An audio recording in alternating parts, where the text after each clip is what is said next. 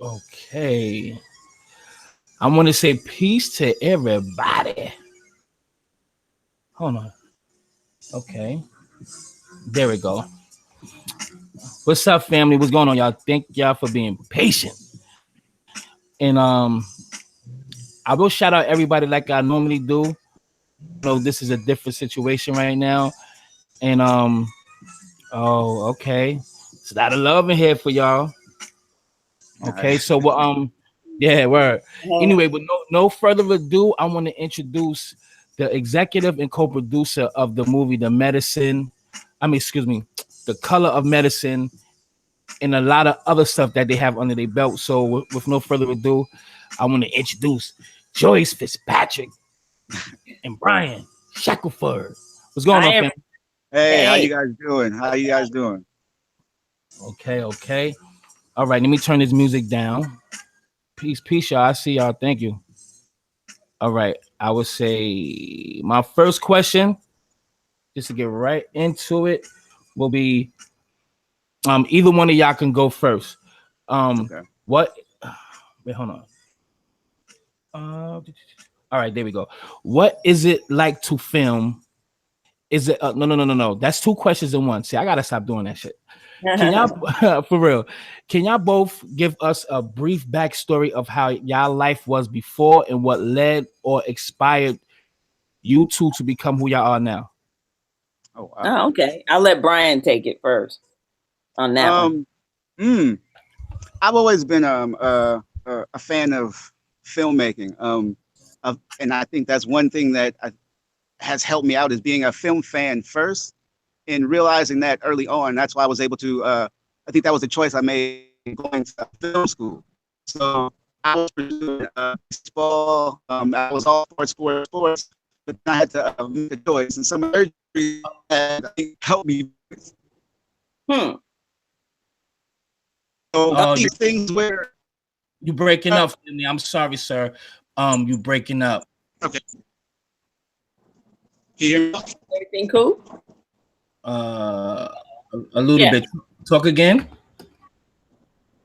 Can you hear me now? Yeah. Yeah.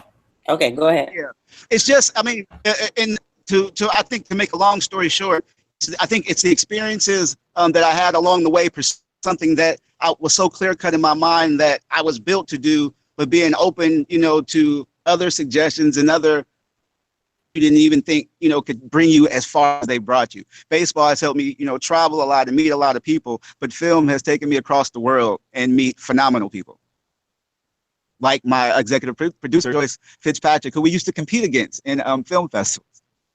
Right. That's true. Wow. Yes. So, Oh, and if you want me to say something, because your question was what brought us to making films before we joined as a team, what right? was y'all life before y'all? You know. Well, before we started filming. Yeah.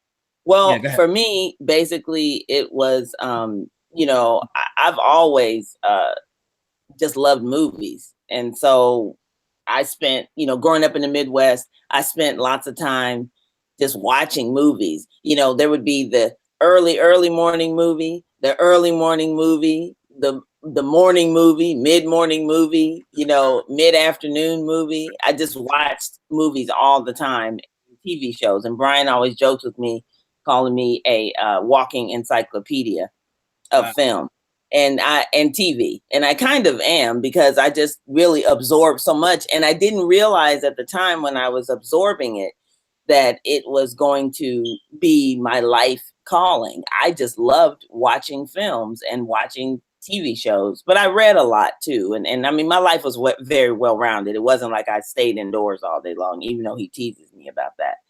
But that's what my life was like before. And I also kind of went back and forth with wanting to be a doctor. I was going to be a veterinarian. And that's sort of in line with this documentary too, which we'll get into later. But because of me wanting to do that, uh, it was one of my other passions. And when I came to California to start studying veterinary medicine, I had far too much compassion for the animals that we were experimenting on and all that other stuff. So I couldn't do it anymore. So my friends told me, well, what is it that you love other than that? And I said, well, I love, film and television. And they said, well, why don't you try that? And I got into it and I just excelled and I just loved it. And I'm glad I made that choice. But I still like to incorporate animals into some of our projects. So that's where that comes from. I seen a cat in one of your pictures. Yeah. Yeah. Yeah. All right. Since you talking about animals, what do you this is off the topic. What's your thoughts on like people wearing furs and all that stuff and chinchillas and all that stuff? Are you one of those advocates that don't kill them? You about to go in right now. Shit, I'm not gonna let go. I'm not the type of person to go and throw. I mean, when growing up, we bought our mother a fur coat, and I didn't really know at the time what that meant, and I had a rabbit coat myself, before I really realized, that what you should and should not do. But I believe now I try not to buy things that are real in a sense, like, if I can buy pleather, I'll buy pleather, but I'm not a fanatic. I'm not going to go throw paint on somebody or something like that. But I did really take the oath to not go to zoos unless it's just absolutely necessary. Like we were in Hawaii and I'd never, gone to a zoo in Hawaii. So I went, and it really wasn't as bad as I thought it was going to be, but I really am against zoos because I just don't think that it's good, because I always tell people when they go, well, there's nothing wrong with it, but I go, put yourself in that situation. What if someone put you in a cage? Pretty much a prison. It's like a for your life. And they'll say, well, they don't know any difference. I was like, well, yeah. So do you think kids are born in prison? No, they're not. So I mean, that's such a debatable question, but that's my take on it. And one last thing on that before we get right back on track. As far as like the animals concerned, because people is like, we gotta save the animals, and I believe it too. And then I'm trying to stop eating meat, but I just had salad with some grilled chicken, so I'm on a thin line. I'm on the fence. But all like the slaughterhouses, how they be killing them pigs and cows. You see how they be treating them. It's really hard to even watch. Yeah, it's inhumane. Yeah. It's inhumane. I mean, I don't mind. Really, I think protein is good for you, and I'm definitely about the keto diet and all of that. I'm an advocate of that because it has helped me. But I definitely don't like the inhumane way that meat manufacturing units. And I actually worked in a meat manufacturing unit when I was in college, because that was part of our prerequisite into animal science and veterinary medicine. You have to slaughter. Now, I didn't slaughter, but I did castrate. I did shear sheep. I've done all of that. You cut the groin off an animal? Yeah. Unfortunately. So any men out there, and all y'all be careful, because I know how to go in and pop. I can do it. So don't mess with me in the middle of the night, because you might lose something. It's sad, but it's true. I do know how to do it, and that's what's so scary. And you know what? You do better doing that than cutting off the appendage. That is actually worse than cutting off an appendage. But I don't want to. I don't want to get the audience all pissed off at me or anything. I don't go around mutilating animals or anything. But I mean, it's the level. I mean, it's a science, and that's the thing too. A lot of people don't realize that animals, like the food that we eat, is actually very scientific, because what the grain is that they eat, all of that is formulated through chemistry. And it's an amazing science. People don't give veterinarians as much credit as they should, because they have to learn a lot to be a good veterinarian. I swear to God, this is the last one. How? Because I be wondering. I wonder a lot about this, about the big want for meat, for chicken. You know what I'm saying? Oh, you mean why do you have the craving for? No. Far as production, far as these stores and restaurants, you know what I'm saying? Like the word is right there, but it's not coming to my mind. But basically, it can't be more chickens on the planet than humans. Right. You understand? Right. So everybody still have an abundance of chicken. It's like a overload delivery. You're saying like in terms of like we've talked about this where there's modifying, pruning. Yes. Yeah, that's Definitely.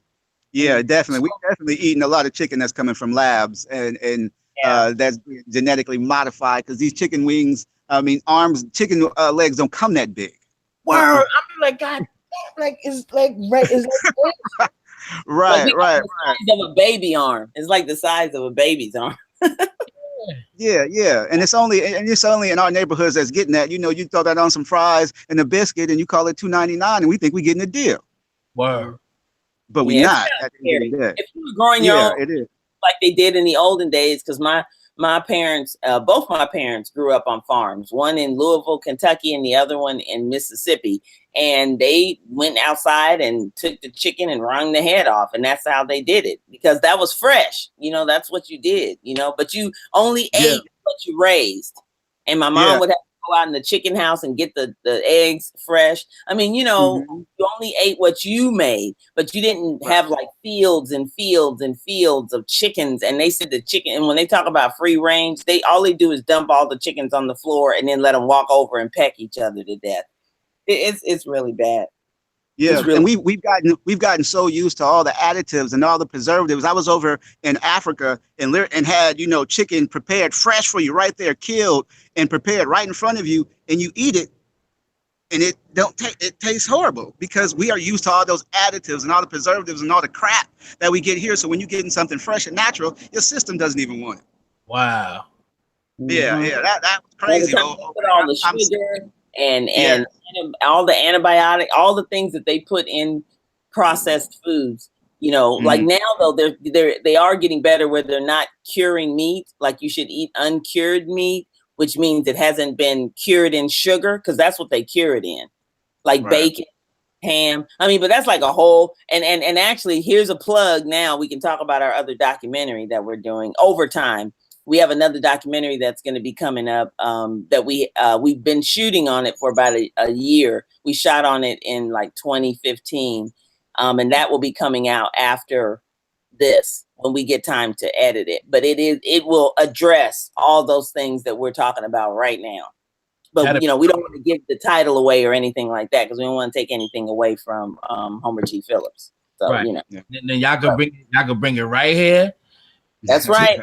That's right. Promote it. Yes, sir. Yes, sir. Yes, sir. Right, so we're gonna get right back on track here. So I'm gonna ask these questions a little bit later, but I'm gonna start with Brian. Okay. You're an editor, producer, editorial department. All right. Sir. Yeah. You got. Don't mind me. I've been dropped on my head quite a few times. So it's all good, my man. All right. So you done the Color of Medicine, the story of Homer G. Phillips, Impact Theory, This Nation. I watch that sometimes. Pretty good. Oh, definitely, definitely. Your editor there, Inside Quest. Yeah, I got a strong my background really comes from I got my editing chops in reality TV. I worked on all of the Ray J and Brandy and Brett Michaels, For the Love of Ray J. Right now, go right ahead, family. Yeah, definitely. That's where I really got my editing chops. I mean, I really got on and started editing. Like when I learned the editing system, that was from I learned that in adult. I worked for Vivid and for what was the other company? Hustler. When Snoop Dogg was doing his videos, I was brought in, you know, to cut their music videos. And it was just really, at the end of the day, I needed to get on an editing system 24/7. I needed to put in that time, and I didn't care what I was cutting. So I started there. I always tell people, I can literally say I started at the bottom of the barrel cutting everything and anything. And then, you know, worked my way up. But I crossed over and got into reality on Irv Gotti's show. I think we did 3 seasons of that. And that's really when I got into reality, which I thought was going to be a short stint, and ended up being in reality for maybe 5 years. Well, tell him about 5 to 6 years. Mike was interested in the animated thing that you did for HBO, which is sort of funny. Oh, definitely. That's that's an animated piece I did called Porn Editor, and it was basically the time I spent editing all the adult, man. It was just the things that happened, the experiences that I had. I was like, people need to see this, but if I did it live action, people are gonna think, oh, I'm doing another adult film. Right. So if I do it animated, you know, I can always push the line. And the funny thing is, I did this like this was before the South Parks, the Brickleberries, all the real raunchy animation you see right now. It was before then, and that's one of the reasons why, you know, people loved it. I had so many meetings, but everybody was hesitant to, like, you know, turn it into a series because we don't really know where this is gonna go. Right. So actually HBO picked it up, just the pilot episode from the American Black Film Festival, and licensed it for 2 years. And just kept running the same episode, but I have the whole season with this ready to go, because it's always easy to. One thing I also learned with this, it's easy to write what you know, what you've experienced. So all I did is take it and, you know, add a little comical twist to it. But the years I spent editing adult was comical in themselves. I didn't really have to add too much to it. That whole first episode, I just wrote verbatim from experiences that happened. But that's the cool thing too, to get a lot of the people in adult wanting to come and do voiceovers. It's a different department for them. They're like, oh, you want me to come and do my voice? Because me and Marcus to this day, we're still very, very tight. Yeah, he doesn't know who Marcus is, do you? No. Oh, I'm Yeah, sorry. He's one of the adult performers that played himself in the porn editor animation I did, Mr. Marcus. And I put him in there because literally on my first day working there, I was working with Mr. Marcus and John Singleton. On my first day, I was just like, this business is crazy. Because this is when the whole Superhead controversy was coming on. Now I know you talking about the porn dude. Yeah, go ahead. Yes. Yeah. That whole Superhead video that was going around, especially the one with Mr. Marcus, I was the one who cut that. I didn't even know who she was, but I was thinking she must be somebody for John Singleton to be up in here watching her. And he couldn't believe that Marcus had got her to be in one of his projects because she wouldn't be in one of his music videos. But it's crazy how that business goes hand in hand. You know, one is a fan of the other, and they both get down. Right. I watch Pornhub sometimes. Anyway, that's normal. At least you're normal. Hey, that's life. You know. Right. Hey, right. You ain't getting nobody pregnant. That's better. You ain't out getting nobody pregnant. Right. We all start somewhere, man. We all start somewhere. Oh yeah, that's funny. But I'm coming out with a new lube. All right, it's gonna come to all the stores near everybody. It's gonna be called cock oil. But let's continue. But hey, you know what? That's cool, because that's what people. I mean, that's where you make your money, and you need to make your money work for you. And if you got, like they say, diversify your income. So I'm not mad at you. Shoot. Right. Definitely. I was telling Joyce this before you came on that I want to do voiceovers as well. I've been wanting to do that for a few months because somebody told me about it and told me I think you'll do good in voiceovers because she used to do voiceovers. Mm-hmm. So, hey, I'm your man, brother. Yeah, man, definitely. I'm working on it. I'm working on an animated series now that I'm a web series I want to release later this year, man. I can definitely get down with you. I'll send you some of the scripts, send you some of the pilot. I've done the pilot, and I do a Halloween special every year with these characters too, just to keep them, you know, out into the public until I release the series. But definitely, man, it's all it is. It's Chinese chicken and check. It's an urban version of Clerks. That's keeping it straight, simple, but it's all about the writing and the characters, man. That's really what I've learned over time. It's about your writing and about your characters and the situations that you can put them in. And I'm doing all the animation on this one, which is different also. I'm doing everything for this one. That's dope. Yeah, seen the links, and so he loved Chinese chicken checks, and he loved the Blaxploitation Sunday and all that stuff. Yeah, yes, sir. Yeah, I like the concept, man, and it's funny though. The concept and the script is funny, so I like it, and I will put some on my channel too, so they can see what. That would be great. That'd be great. Okay, to upload it on my channel. It's okay to upload. Oh yeah, no doubt. Yeah, we totally. I greatly appreciate that. Okay, so now you did the Glam God with Vivica A. Fox. Yeah. Gotti, that's the Earth Gotti. You did the Flavor of Love. Crazy ass Flavor Flav. What they have? Did you meet him, or how? Just if you haven't, what was the process of editing that, or whatever the case may be? Yeah, the process of that was basically we would go in, we'd get all the footage, because with these reality shows, nothing is really happening in real time. In about a week's time, they may shoot almost 2 to 3 weeks content. So they basically really have a storyboard set out on how they want this to happen. So we get all the footage and we start doing cut downs, and then we'll get in notes, and then we also start because we have to whittle down because all these are basically dating shows. So we slowly start whittling down the competition. And I hate to say it, reality is a beast. The people who don't develop a personality or aren't willing to get down with whatever Flavor wants or whatever the producers want, you gone. So it's that, yeah. I mean, it's just, and it's also, that TV camaraderie, because maybe you and Flav aren't getting along, aka New York, but y'all beefing on camera is it, man. Everybody wants to see this.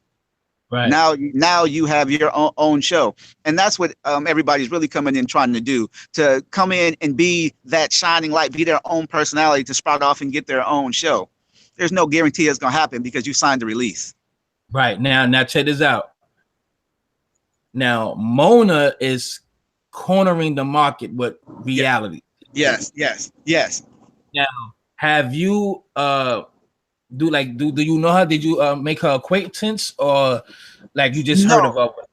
No. The one person who I would give major credit to, who I think probably even put Mona in the game, is Ray J. I had no idea, like all of the Ray J of Love, we did their family reunion, everything that was done in all those reality shows, and a lot of the Atlanta hip hop. Ray J is behind all of those. He's executive producing all of them. Okay, I'm back. His business acumen is through the roof, and once he has that in, and he has a production company, and he knows the formula, he's just delivering them one after the other. And Atlanta was a completely untapped market for him. I think they're expanding over to Miami now. Oh wow! Yeah, but I was so, and I was impressed when I saw him come into the building when we were in Hollywood, and he's going from bay to bay, overseeing all the edits. And I was just like, why is Ray J here overseeing all the edits? Yes, wow. Like Ray J is behind all of this. He garnered the deal. He did everything, man, from beginning to end. So I give that brother mad credit for taking control of your destiny. It's like reality TV is very exploitive, but I'm going to tell you how you are going to exploit me. These are the parameters and what we can be exploited. And then also, I think it gives a lot of outreach, because shortly during that period of time, Brandy came right back into the game. Mm-hmm. Right. That's what she released back on BET because of that, right? Exactly. And he did a few projects, but I think he decided to stay. He's behind a lot more projects than we know about. That's smart. Especially all of the Love and the Hip Hop, and you'll see him pop his head up every now and then. But even a lot of reality shows that came and went from one hit wonders, those were produced by Ray J and his team, because he had a successful production team behind him. And I think the show he did with his family, I think it was the Family Reunion, I think that one got nominated for a reality Emmy.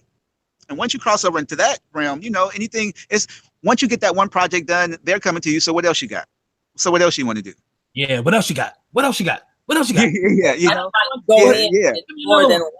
You go in with more than one project, because definitely you always have more than one thing. And at the end of the day, feed the machine. You have to feed the machine. The machine is always hungry. More.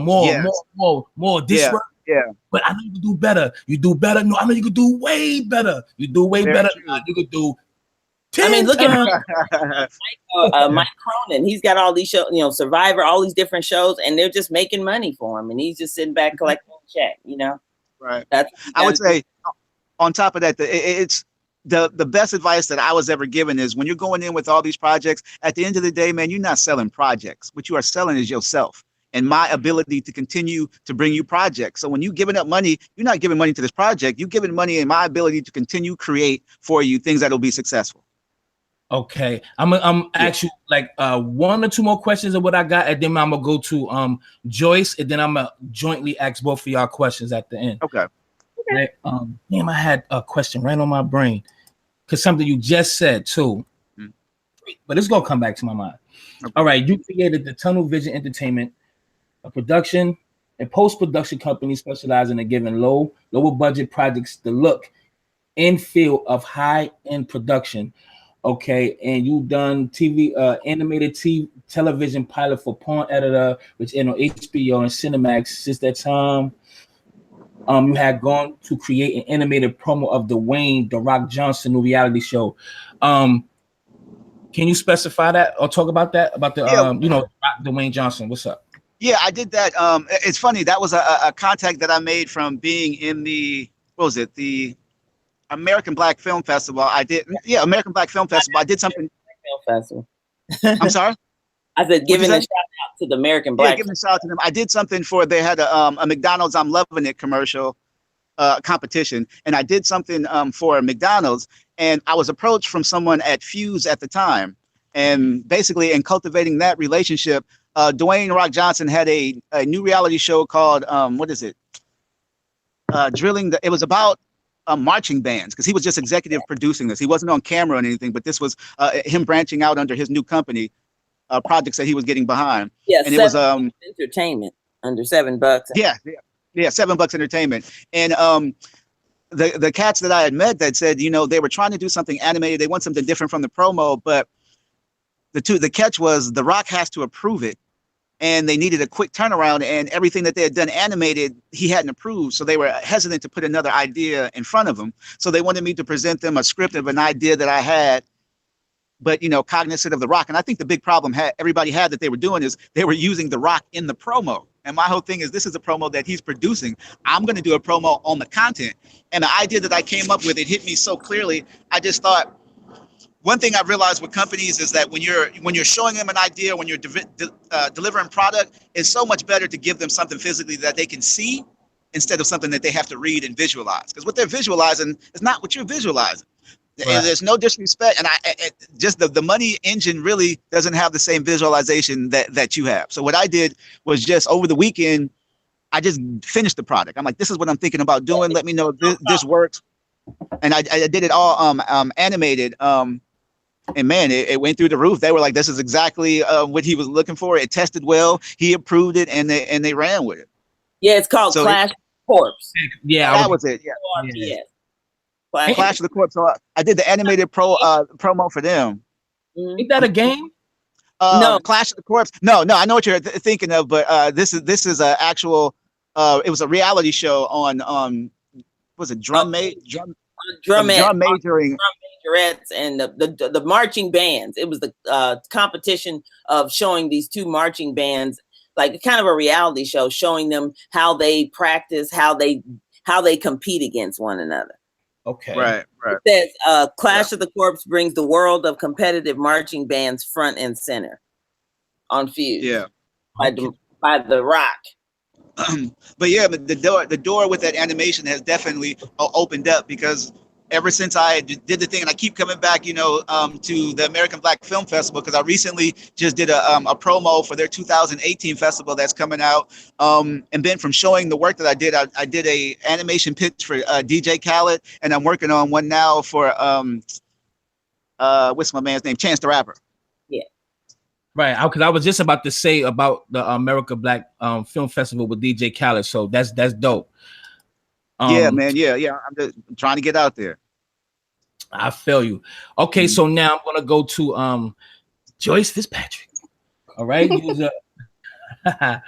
a producer and writer known for The Dog Days of Harry Sumter, The Color Metaphor. Right. That's like a concept. But like I said about, you were asking me like with animals, that's kind of like an idea and something that I'm working on.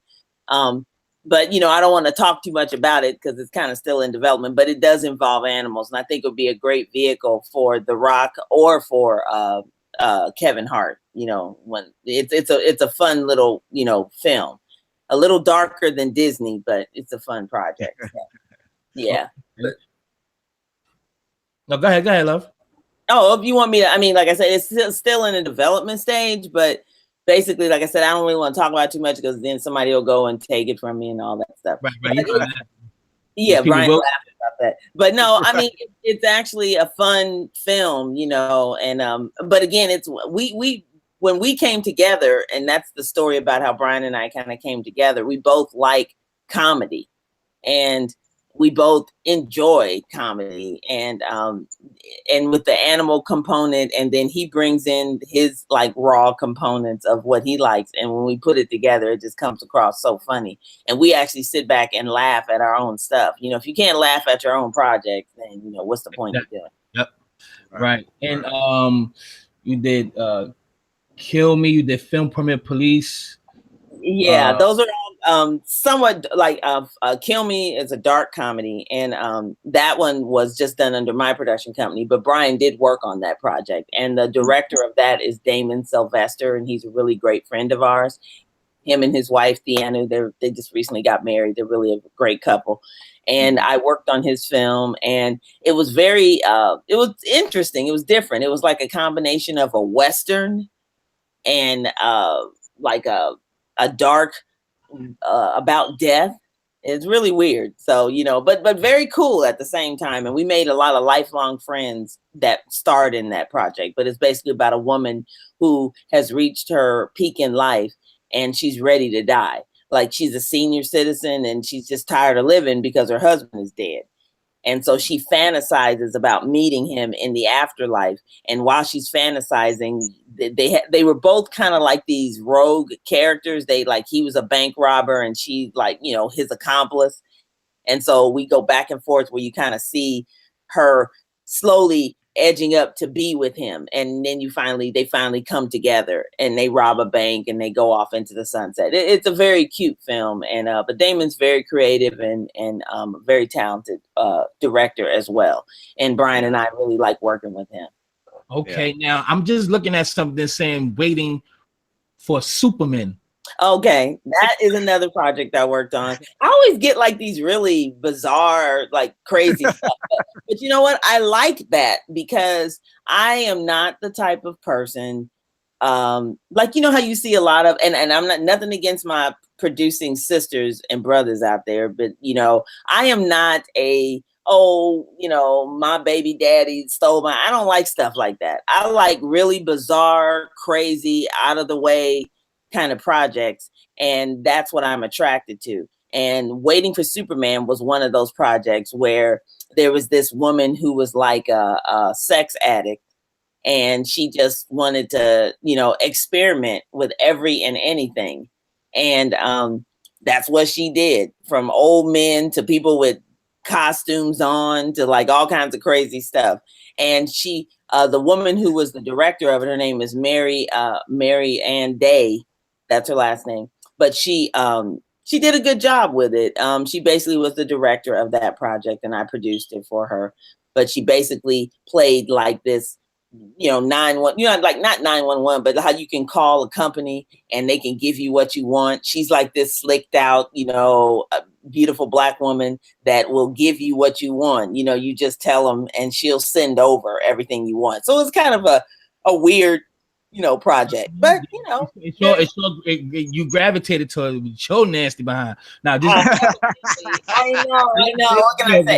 And you know what they say? People that love animals are really kind of freaky deaky. Like they say that. Like if you're an animal person, you kind of freaky. So hey, you know, I don't know. I'm gonna own it. All right. No, that kind of scared me a little bit. All right, as long as you're doing it with humans, that's all I can. Oh yeah. I'm not into bestiality. Right. But yeah, now I will say, if you get a chance on for the fans out there, that if they get a chance to go on my production page, Flat Cat Productions, Brian and I did a comedy series called Animal Control.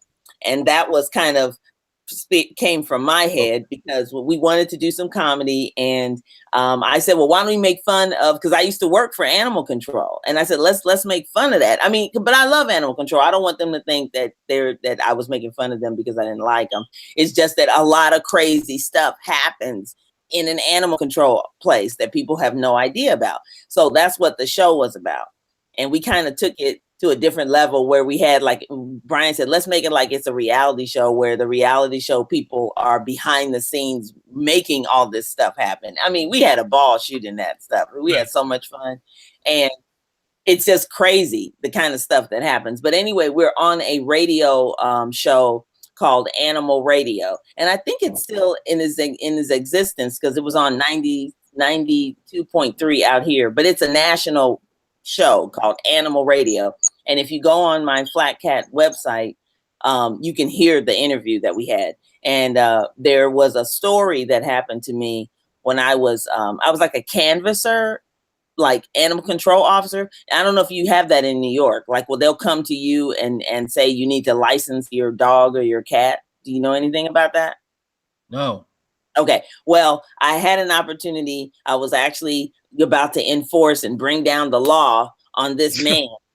And when I walked up to him, I really wasn't paying attention to him. He was in his car and he was trying to leave, and he had his dog in his car. And I was like, "Excuse me, sir." I said, "But you can't just leave. You got to deal with this." And as I was writing the ticket out, I said, "What's your name?" And he said, "Bill Clinton." And I was like, "Clinton?" And I looked up, and it was President Clinton's brother. Oh, the yeah. president. Right. Yeah. I was like, "What?" and we sat there and had a great conversation. I was like, "Oh my God, I'm meeting the president of the United States brother." So it was really cool. I mean, stupid stuff like that happened all the time. I would meet all these crazy people when I would be out doing my job. So we incorporated all that into our comedy sketches, and it worked out really funny. Well, I wanted to tap into what you said earlier about you don't like doing that you like doing you don't like doing like the same routine far as like the same baby mama drama films. There's nothing wrong with those types of movies, but I'm drawn more towards science fiction, westerns. That's why I did Discovering Mary. I like action films. I'm like a dude. I like shoot 'em up films, but I'm not into the drug type films. I prefer let's do a western. That's it's really basically because I was going to say, far as doing films, like when people watch black films, it's the same thing. Ex-convict just got out of jail. He's trying to get on the right path, but then his old buddy comes up and say, "Hey man, get back in the game." So we got the same goddamn this concept of who we are. This is why the depiction of how we being portrayed out there is so effed up. It's like that's what they want. So I'm always looking for outside of the box thinking of to portray us in a better light, because we are more to that. We are way better than that. Because we have very different backgrounds, and everybody that's black wasn't, even though my family, my parents, were born on farms or whatever, but at the same time, I don't know anything about being in like a real urban environment, because I never grew up in that. But it doesn't mean I don't relate and that I don't feel for it, and I don't, because I am a black person, so of course I want to be treated fairly, and I'm down for helping my black, brothers and sisters, as people want to use it. But I can't tell you like, "Oh, this is how crackheads act." I don't know, because I never been around that. But I can tell you how crazy country people act. Like they pull out a gun and shoot your ass in a heartbeat, because they're like, "Don't you talk to me like that." Because my mother used to tell me stories about my grandmother. If you said the wrong thing to her, she would go she would smile at you and then go walk into the shed and get a hatchet and come out and throw it at you. That's how my grandmother was. So that's what I'm saying. I can tell you stories like that, but I can't, it's just as bad as a gun, but different. Right, because there's people who lives in the hood. Like I'm from the projects. There's kids that I know that just go to school, come right back in the crib. Right. So you can live in the midst, the deep abyss of that situation. It's still not partaking what's going on outside.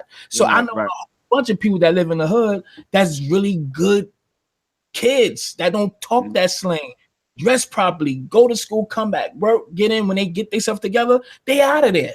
So we can't put everybody in that bubble. So I really don't like that. So, but I hear let's continue. Now you did BET. Well, we're gonna do the E's new live. I remember that. They still have that, right? Well, no, E's a network. E is a huge network, and they have several different shows under their umbrella. And when I started with E Entertainment, I worked for E News, and then I went from there to E Online. And so, but basically E! News, I mean, I met Juliana Rancic. I've seen all of them, you know, because they all work in the offices out here. A lot of those people have moved on now, just like I've moved on. But it was really fun working for E! I will say that I worked for them for almost 10 years. So I can't complain. You know, they liked what I did. And I mean, the only thing that I did get that I don't like about it is I've become, I hate award shows. I mean, because of what I did working for E! News and E! Online, that's like, I mean, I've worked on every award show. I can't stand award shows. I won't even watch them anymore. Because, to explain, well, you just explain that. Tired of it. I mean, because they just go crazy over award shows. They're like, oh God. And I mean, but that's their job. And I mean, and that was my job while I was there. So, you know, I really I don't want to, you know, do that kind of stuff anymore. I don't really want to work for a big cable network unless I'm bringing my own show in. You know, I just don't want to, you know, work on some of these entertainment shows where they want to know what the Kardashian, because it's funny, when I left E! Right before I left, the Kardashians show had just been brought on by Ryan Seacrest. Because when I was there, they sent emails around to all of us saying, "Oh, Ryan and it was so crazy. Ryan Seacrest came in to E! With a $26 million contract.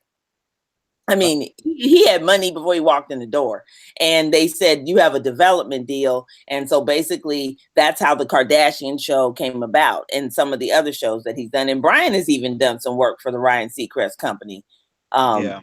Yeah. So, but that was when the Kardashians first started. And the other few things that I didn't really care for that E! did from an exploitative standpoint. And that was kind of when I was like, well, you know, I'm not feeling E! too much. And they used to have these huge posters that would be on the walls when you'd walk through the hallways. Because, you know, what's that one radio announcer that used to be really big and then he left? You remember in New York with the glasses? He was Jewish, big, tall. Howard Stern. Oh, okay. All right, cool. Yeah. Howard Stern used to have a show there. So they would have all these huge posters. But one day I walked in and they had a reality show with Snoop Dogg and his family. And it really hurt my feelings. It made me let's put it this way. It made me realize, being Black, it really made me made me realize where I was and what I was about. Because when I walked in, they had this huge poster of Snoop Dogg sitting at his dining room table with his family eating fried chicken. Wow. And I was like, no, they did not. I know they did not do that. Knowing damn well what it symbolizes, and they did it on purpose. Right. I mean, I know Snoop probably approved it. But at the same time, really, Nan, I mean, damn, really? I mean, it's like, you know, I'm not mad at Snoop. He's probably like, well, I got more money than you. And yeah, you do, whatever. But I could see you exploiting yourself, but I can't see you doing that with your kids. I mean, really? It's like H&M, the H&M, they knew what the F they was doing. Exactly. And with the graffiti on. Come on. You gotta, come on. If you don't come, because they got something in South Africa, and they were it was having the white model, and they was asking, well, since you're in South Africa, why you don't have any Black models to model your clothes? And they said something, paraphrasing to it, as they said that they the image that they want to show a positive image. That's basically what they said. They want to show a more positive. That don't make no sense. You knowing exactly what they be doing. Well, I know they do. Oh, go ahead. What were we gonna say? Excuse my language. No. Oh, no. They know exactly what they do. And I'm saying the approval process has to go through too many layers. There's too many people who have to sign off on something like that before it goes off. At the end of the day, I just think, I hate to say it, with the representation that we have in office, people are very comfortable doing stuff like this today. We're very comfortable putting it out there. Just put it out there. It's always, I mean, these feelings and everything, I think, have always been there. And sometimes they've been under the surface. But now, I just think everything is, we're in that time and age where it's only good thing is, I'm like, you truly know your enemy now. You see him coming now. He ain't gonna sneak up behind you and stab you in the back. And if he does, that's your fault.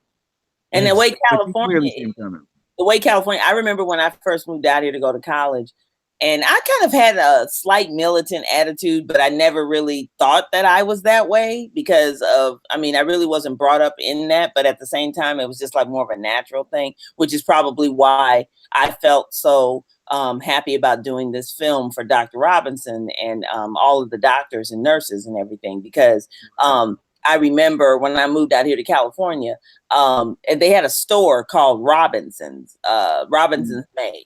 Yeah. And it's like a big department store. And, when you're watching promos and commercials and stuff, and I just really kind of one day I started like paying attention. I was like, damn, they never have anybody black modeling their clothes.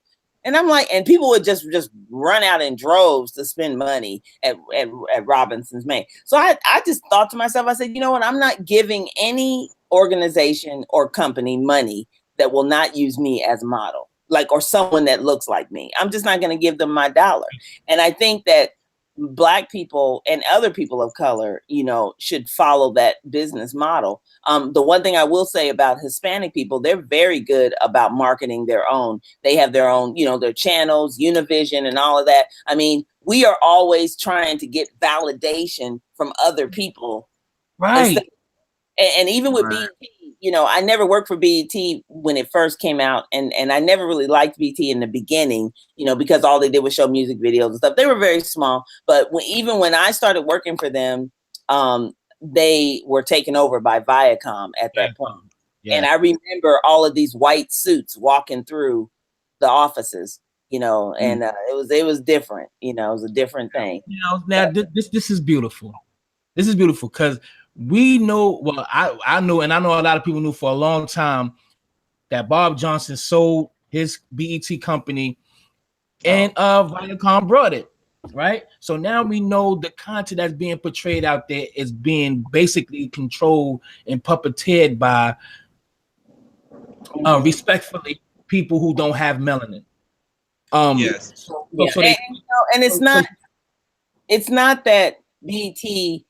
Well, what I think the very best thing that ever happened to BET was TV One, because when TV One came along, because TV One used to have their offices in the same building I worked in E, and I remember when TV One first got off the ground, and they were looking for programming. And what I was telling Brian, I told him this story, and it just always resonated with me, and it kind of made me sad. I was at the Hollywood Black Film Festival one year, and it was when that festival kind of first got started, and I was one of the screenplay finalists for my screenplay African American in Paris. So I got free pass to go and everything. And I noticed, have you ever heard of MSN? It was like a company called MSNBC or something like that. It wasn't the news channel that's out there.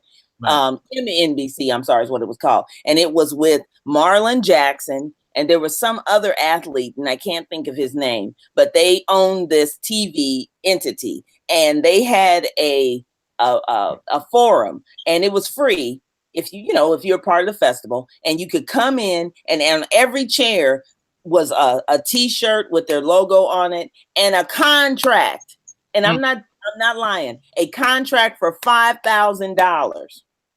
And if you had content, they would pay you $5,000 to because they were looking for programming. And do you know that room was empty? What? Empty. The room was empty. I'm like, Black people, and when I tried to put a renovation show together to pitch to them, to give to them, and I called them, and of course working with my own people, of course, and it fell through, but they were willing to buy it. Here's people willing to give you, and people are like $5,000, that's not no money. It's like, if they're gonna give you $5,000 for your show, and this is a Black owned company, why won't you do it? It's the short-term thinking. This why, like me, I would do not anything. Let me choose my words carefully. Anyway, I would definitely do. You're not gonna do that. You're not gonna do that. Oh, Illuminati. I would say something real left field, but the answer is no. I ain't doing anything. But I would definitely do stuff for free, just to show my talent. And then when you meet the right people, the money will come. Yes, so sometimes you gotta put in that hard work, man. It takes hard work. If it takes taking a pay cut or getting lower pay, do it. This is only a stepping stone. Just say if they give you 20,000 and they would have brought the show, and then after that you had nothing else. All right, so you got your $10 now. You got no more ideas. You ain't got nothing else to do. That 10,000 is gone. Just take what's being given. That you could be good with. Satisfied with. I mean, and then gradually build from there, because it's all about your resume, your history. At the end of the day, just because you got one show, they're not going to just say, "All right, well, we're going to need you again." They looking for. You know what I mean? Well, what I don't like is, and Brian and I talk about this all the time, because a lot of times people will see us and, like, oh, they can't do anything without each other and blah, blah. And it's so not true, because we both have like 10 to 15 years of experience under our belt before we ever met, And when we did meet, and we met on a project, I took a project to Brian to edit on a recommendation of another friend of ours named Tommy Jackson.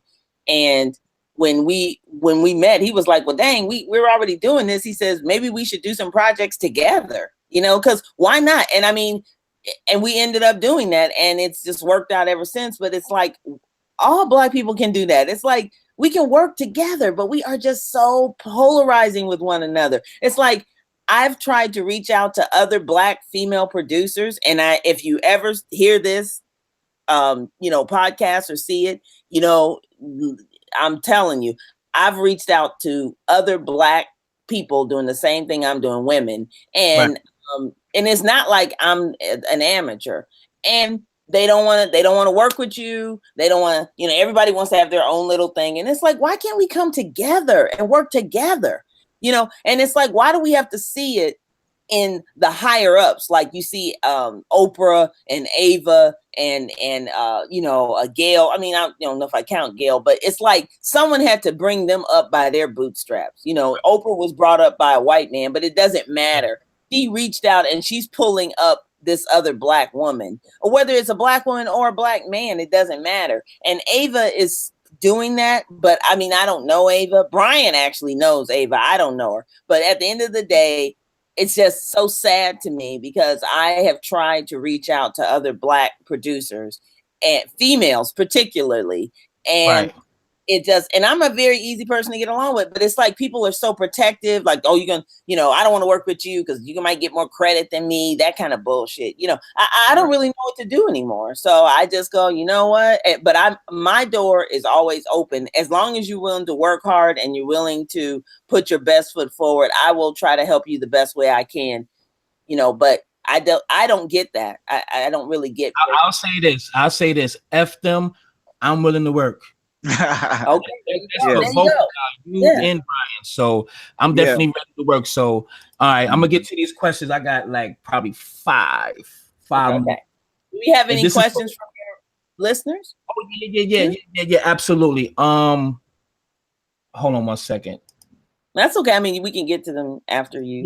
Yeah. All right. I will definitely have them call in and ask questions. All right. All right, I asked that. Being Black behind the camera or producing movies, big budget movies, can be a task. What keeps y'all motivated to keep doing what y'all do? Either one of y'all can answer first. I'll answer this one first. It's funny because every time I've had this question asked before, and I honestly, and I say it, and I mean this from the bottom of my heart, I always tell people, if film paid minimum wage, I would just have to orchestrate my life to live off of minimum wage, because the process of creating stories that would not exist without you creating them it's a feeling that is undescribable. It's one of those things where they talk about, finding your passion in life. I have truly found there's nothing that gives me that feeling. And that's what I've always wanted to say. I mean, the stories I've always wanted to tell, the projects I wanted to get involved with. I want to get involved with stories and projects that if I didn't personally get out and tell them, these stories would not be told. And the mark that you get to leave, we're not doing things for just this generation. These stories will be left for the generations, behind us. But that creative, that what I call creative collaboration, because I love, especially in a directing and a producing role, sometimes you're the lead, and sometimes, dude, you just got to shut up and listen to the people around you. Right. But it's that type of thing right there that I get from film that I've never gotten from anything. I've never gotten from any other 9 to 5. And once your passion is that strong, I just say, regardless of what it was paying, I'd be pursuing it. And the money just comes with it. And we still haven't gotten the big money, or we've made some money and I've lost money. Once you start making and losing money, you learn quickly what works and what doesn't work. And I always tell this is the biggest thing I don't see us doing as especially as minority filmmakers. We don't invest in ourselves enough. We don't. How are you going to get somebody else to invest you when you've put no money in you? Every time I deal with somebody and I get this ridiculous rate, what I always say is, you know what? I'm going to pay you exactly what they paid you on your last project. What did they pay you? So if they didn't pay you $5,000, how the hell are you going to charge me $5,000? You haven't earned that yet. But we don't want to believe. I'm not saying you shouldn't doubt yourself. Definitely believe in what you can do, but put in the work. Build yourself up to that dollar amount. And once, you can come and tell me, well, the last joint I was on, they paid me this. Well, damn sure, I'm gonna give you that money because you didn't earn that money. Right. Yep. And that's true. Yeah. Brian and I, when we first met, and he always sometimes repeats the quote that I always say, because we're in LA and you're in New York, and I'm sure you can trip over somebody that says, I'm a producer, I'm a filmmaker, I'm a this, I'm that, and that. And I always ask people, I don't even, and this was like before people were like going to check IMDb, and even sometimes IMDb is not always accurate, but I always say, if you got paid for what you do, like show me a check. If you've been getting paid, then that legitimizes you. Even if it's a piece of shit that you worked on. If they wrote you a check, then you legitimize because someone is willing to give you money to do what you do. And I always tell people, I mean, and with other producers or directors out there, like when I used to sit back and question myself, I remember someone told me, they said, well, Joyce, you shouldn't question what you do. And they said, how did you buy your house? And I was like, when I worked at BET and E. And they're like, okay. And how'd you buy your last car? I was like, well, I wrote this teenage show for PBS and they gave me the down payment, $2,500 for one script for a half-hour show. And I went and put that money down on my passport that I had many years ago. So evidently, go ahead, so I'm not, and in my house ain't no mansion or nothing like that. It's a townhome and I'm cool with it. But you know what? Hey, I own it. It's mine. And I got it working through TV and to film. So fuck y'all, whatever. You know what I'm saying? It's like, it's mine. And I don't have to worry about getting kicked out. At least I don't think so. But I'm saying all that legitimizes what, and I did that out of love. And that's the thing. It's not like I was doing it just to get the money. I did it because I enjoyed working there. So that's where you kind of know, like they say, when people start, like you're saying, if you do something out of passion, then the money will come. And you may not necessarily get rich off of it, but you will at least be able to continue to do what you love because someone will offer compensation for it. Exactly. Yeah. That what you just said. I mean, if you have anything to add on, Brian, you could if you wanted to. No, I was just gonna add one little thing. We met. I remember producer. Was it Deborah Mesner? She said one of the most important phrases, and it sticks with me. And I think this is one of the biggest things that we fault as a people, because we talk. And there's such a phrase of fake it till you make it, fake it till you make it. There may be some truth to that. There may not. But eventually, to me, filming is like Hollywood. The whole Hollywood game is like a poker game. Everybody's faking the bluffing to see what they have in their hand, but eventually you got to lay your cards down. And what Deborah said, and I say this to everybody, be who you say you are.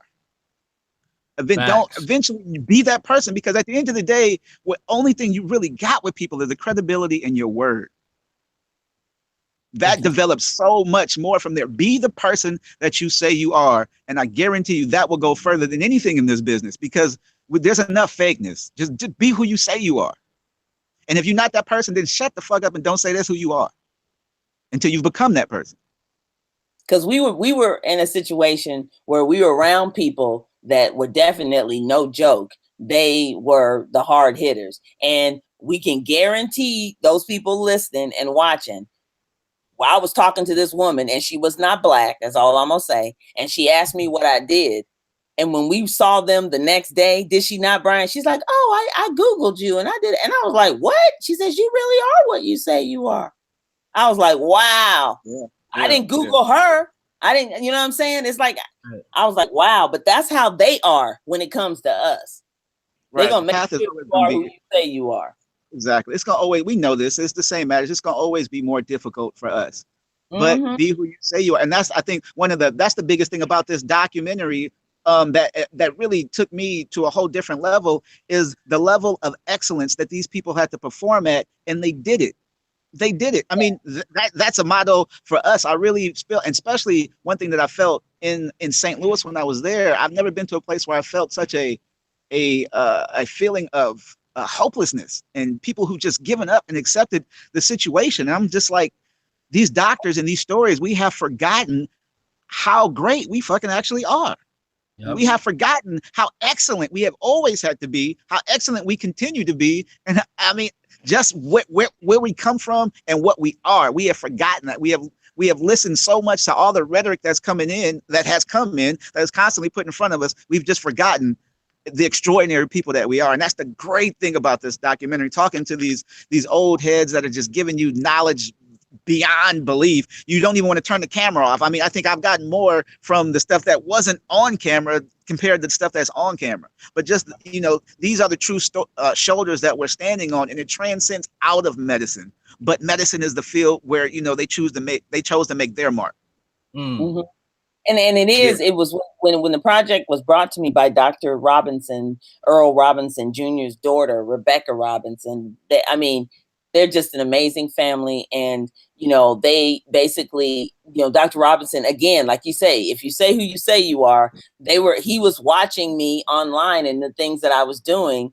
And when it came to tell his story about Homer G. Phillips, he goes, I think I want Joyce to tell the story. And so then his daughter, who I used to babysit, which is hilarious, reached out to me. And even they had, it's not that they necessarily had doubts about us, but, they didn't know what we would be able to do. And once I put my mind into it, and you really became captivated with it. It's like once you started doing the research, and Dr. Robinson has a blog, and in that blog, it really captures you. It really makes you want to find out more. So when I started digging and digging and digging, it just like the stories are just coming, and all of these people are so amazing. And the one thing about this documentary, it's we will never be able to cover every single thing that this hospital has done in this one documentary. I know when we were talking before, Mike, it's almost like you would almost have to do a series, either a TV series or something, because there's so much information. It's overwhelming. And the majority of the people in that hospital, whether it be a physician, whether it be a radiologist, whether it be a nurse, whether it be someone working in the dietary area. I mean, there's these amazing stories. And there's a story about this gentleman, and I think I mentioned it to you, Mike, before. His name is Mr. I think AJ Johnson, or it's Johnson, Mr. Johnson. And he was a CFO. He was their financial administrator. He was not a doctor. He was not a nurse, but he dealt with a lot of the financial things within the hospital, which most hospitals have. Right. And it's like when you research each person, they all lead off into someone else. And Dr. Robinson's family has an amazing history with that as well. But this gentleman was able to, because of racism back then, just imagine, we don't even know. I mean, we experience racism, but we don't experience 1/4 of the racism that our ancestors dealt with, and our relatives, and even our parents, and this man, he took it upon himself to say, you know what, these doctors can't do their jobs without transportation, right? Because back then there was no Uber, there was no, you couldn't get around. So blacks could not get a car loan to save their life, nor a home loan unless someone black was getting it for him. So this man took it upon himself to get vehicles to sell to blacks in the hospital, and he did the contracts himself so that they could have transportation. And that same man, after he left the hospital, and then of course once it was closed and all, but when he left, he went to Chicago, and he became, I think, the first African American to open up a car dealership, and I think it was a Cadillac dealership or something.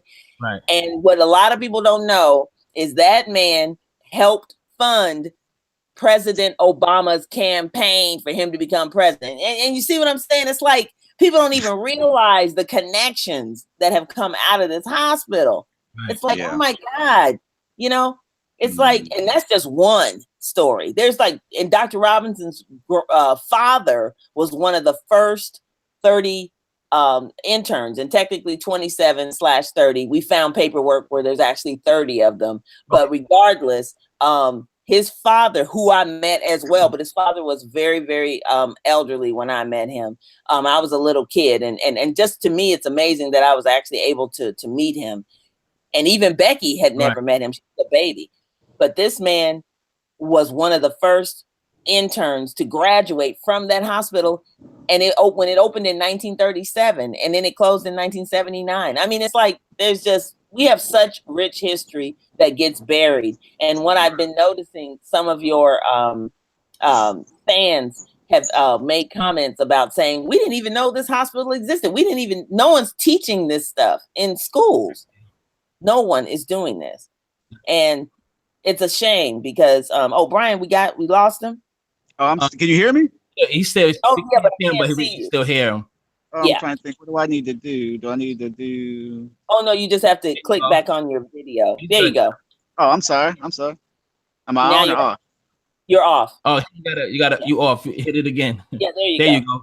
There you go. But anyway, long story short, it's just there's an amazing story after amazing story, and the lineage of these people when they met, the doctors met, the nurses met, the attorneys. I mean, that whole the Ville area that the hospital was built in, there was a thriving community of professional Black people, and also Blacks that, you know, just earned a decent living. I mean, it was the heart of that neighborhood or that area. And when they closed that hospital, they basically destroyed, you know, that area. And now they're trying to bring it back. But it's just the fact that, you know, it's a shame, you know, it's just a true shame of what that hospital did nationwide. And that's the story that we want to tell to the best of our ability with the information that we were able to gather, because again, it's extensive and it's just tons and tons and tons of information. But we're really excited about it, though. Extremely excited. I can't wait till it's done, because I definitely want to. I can't wait to see the rest of it, yo. Because it's definitely. Yeah. I can't wait. Can't wait to watch for real. Okay. Yeah.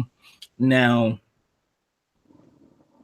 when doing work in filming, do you like always? Well, you already answered that question about, because you always you reached out to Black filmmakers or Black women producers and stuff, and they acting all stink. So we're gonna scratch that question. Okay. Because you already that one. Okay. Some of them are cool, but I mean, you know, they don't really, you know, there's not like, hey, you know, what are you doing or what are you working on? Now, I will say, I'm gonna give one shout out to one woman, and actually two. Angela White is really nice. I don't know her that well, but we kind of brushed shoulders at the American Black Film Festival when Brian was there for the McDonald's Challenge. And she's kind of a friend of another friend of ours. She's actually very cool. And her company's called Silver Lining Productions. So if anybody looks it up. And then also Nima Barstead. I'm not sure if I'm saying her name correctly. She's really nice as well. And she's a very talented director. And she actually will respond to things. So she's kind of cool, but they're just not that many, and it's unfortunate. So okay. All right. I'll because I'm not gonna lie. I'm supposed to be doing an interview with Turk from Cash Money too.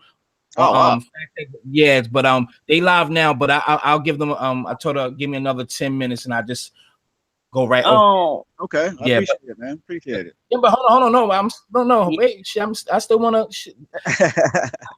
To be honest, mentally in my mind, I'm like, respectfully to the other live stream I was supposed to do, but I'm more focused on this because I feel this is more of productive for me in a way, because you know what I mean, the similarities that we have and the stuff that, you know, y'all wouldn't mind incorporating me in, which I wouldn't mind, and I would love to work with y'all. So this is more important to me, to be honest. But I want to keep my. Oh yeah, you want to keep.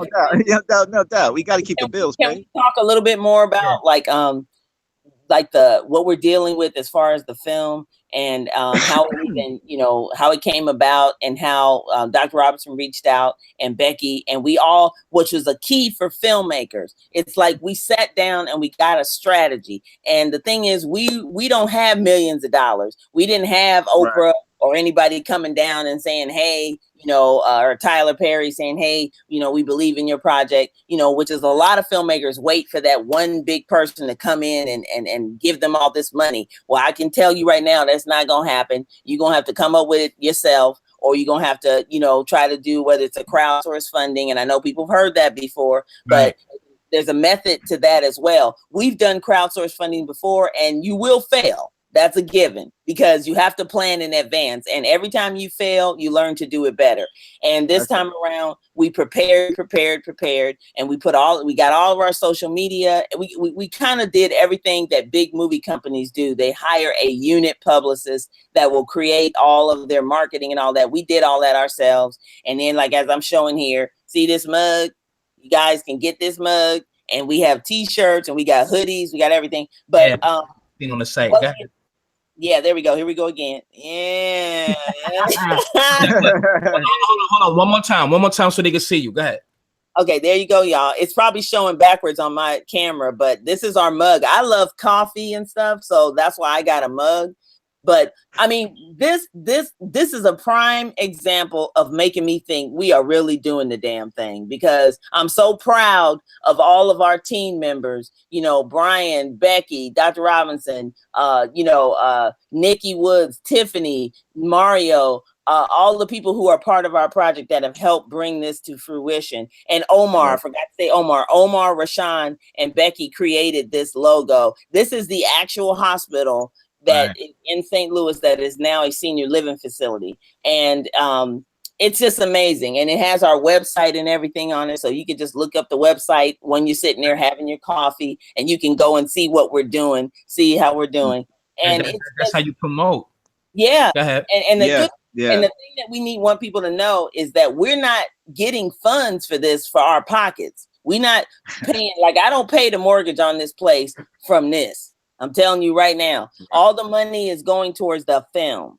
That's what we're doing. Right. And then once we get into distribution, we will deal with it when that happens. But we know that in order to finish this film, we need you guys' help. And right now we are in post-production. So the monies that we raised from the amazing supporters we've had, they've helped us go to St. Louis, helped us. We went to St. Louis 3 times. They also helped us go to San Francisco. We've been to Arizona. We've been everywhere. And they've helped us get that portion of the film done. Now we're in post-production.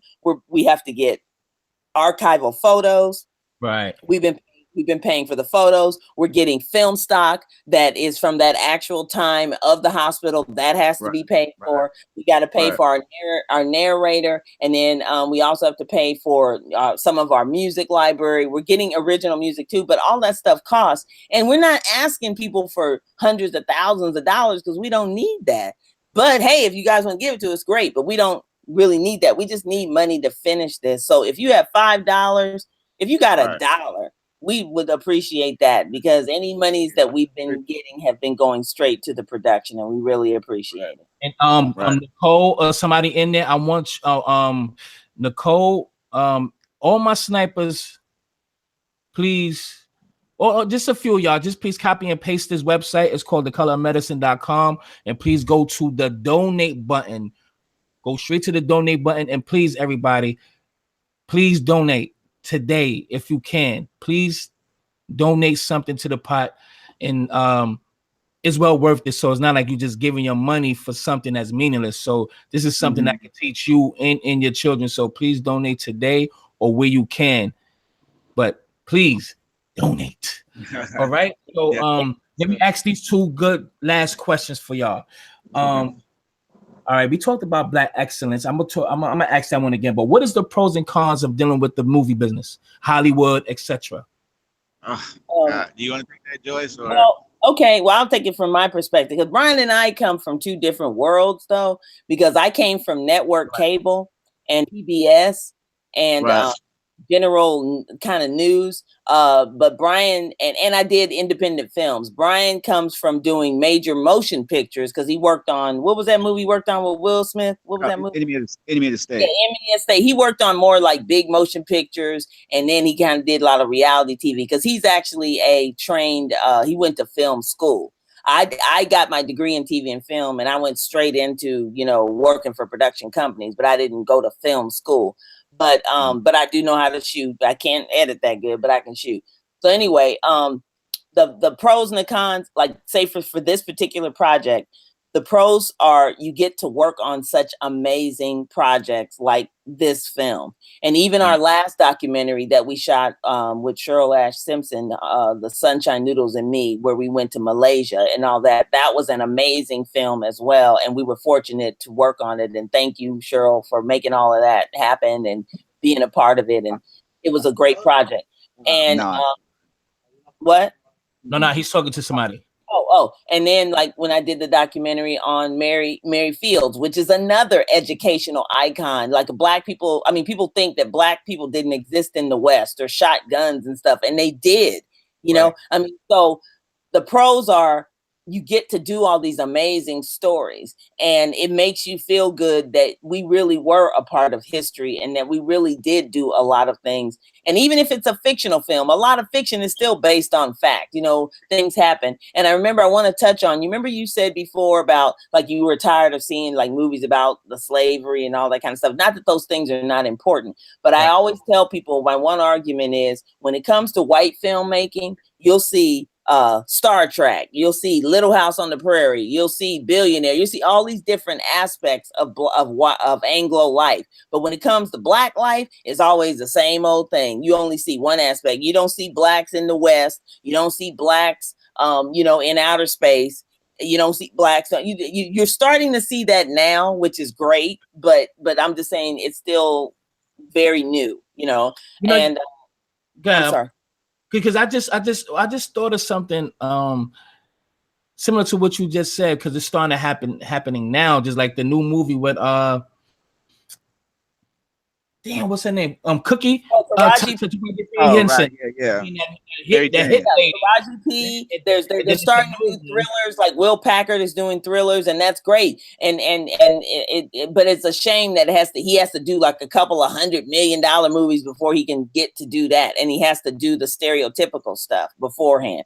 But you know, at least he's doing with Gabriel Union. Do you see the new trailer with Gabriel Union? Yeah, I saw that too. And you know what that is? That's a version of Panic Room, but in the reverse. You know. Exactly. Yep. But go ahead, continue. The pros and cons. So if whoever want to pick up from there, I'll let Brian do the cons because I think I did the pros. So I'll let him do the cons. Honestly, definitely. Okay, the cons of this business. One of the biggest things I've seen, and I think one of the best ways to describe it is Hollywood is not, and you see it happen so much. Hollywood is not the place to come find yourself. If you don't know yourself, don't come here because Hollywood will chew you up, spit you out, and send your ass home in a heartbeat. I've seen it happen so many times. And I remember hearing somebody say that you have to know who you are before you step into this game, because you have to have not thick skin, you got to have alligator skin, because people are not out to really see you succeed. They're really out to see you fail. The problem when you go through that, I think when you go through the process, you start seeing the same people over and over. And then that's when, you know, doors start to open up. I always tell people this: you want people to not see you as Black, don't see me as white, see me as green, see me as I can make you money.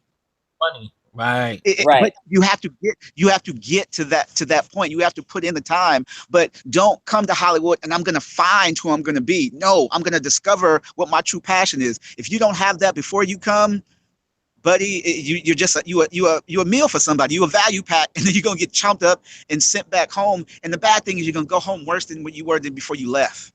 So now you're back at home with no confidence in an area that doesn't do anything towards any of the field that you are pursuing. So now you're in an area of despair. I've seen Hollywood just despair and discourage so many people. I just think what we have to start doing, and this is the one thing I saw in reality, it killed me. Like when I was talking about Ray J, the people in there had to sit up and go online and see who the fuck Ray J was. Because you got all these white writers that are writing Black lifestyles. Yes. Why? So we have to start telling our own stories. You can tell your story on the same thing that I'm talking to you with a phone. Tell your story, get your story out there, develop your characters and develop your voice. Once you develop your voice, trust me, somebody will help you with the look. But have a voice, have something interesting to say.